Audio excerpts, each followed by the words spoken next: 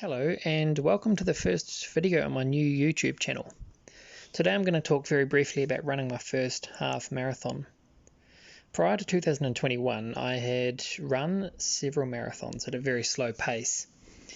At the end of 2020 a medical misadventure befell me and I was not able to run for a length of time. My mentality around running shifted significantly during this time and I began to doubt my ability to run long distances. Entering the race is a big step in the right direction, which is what I did to try and catalyse some motivation to get back into running. The longest training run I did was only about 10 k's and I only ran a total of about 250 k's over the 8 months since my previous marathon. So in essence I was a fair bit out of shape and not feeling very fit. I mustered the strength to do a dry July in an effort to help my fitness leading up to the race day on July 31st, and I feel this helped a bit. The race day weather was near perfect, slightly overcast, cool and no wind. There were about 2,000 other entrants to the half marathon and possibly the same again across the full marathon and other shorter distances such as the 10k and 5k runs.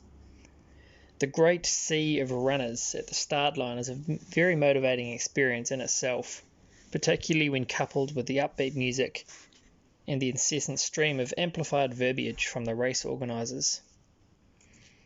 I have a watch that allows you to set an AI smart companion to run at a consistent pace. While I didn't really have a specific time goal, I was low-key hoping to finish in under 2 hours. Google advised me that to run a half marathon in 2 hours required an average pace of 5:51 per k, so I set my watch companion to run at 5 minutes 45 per k.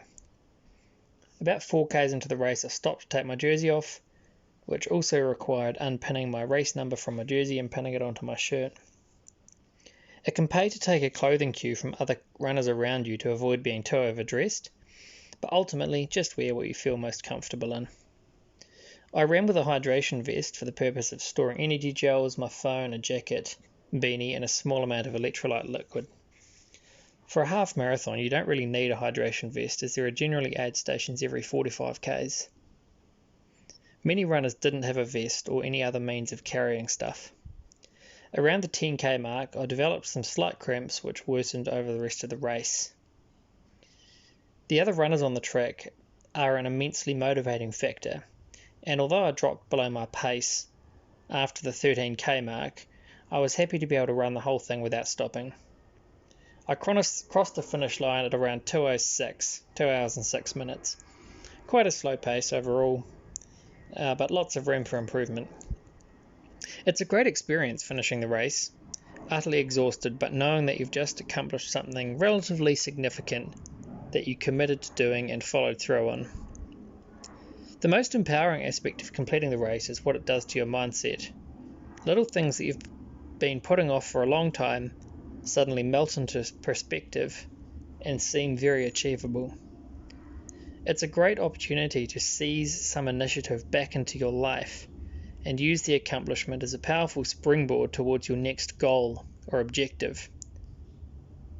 Personally, I feel there's a great deal of stuff in my life that I feel the need of changing or outright cutting off. The run yesterday was a step in the right direction.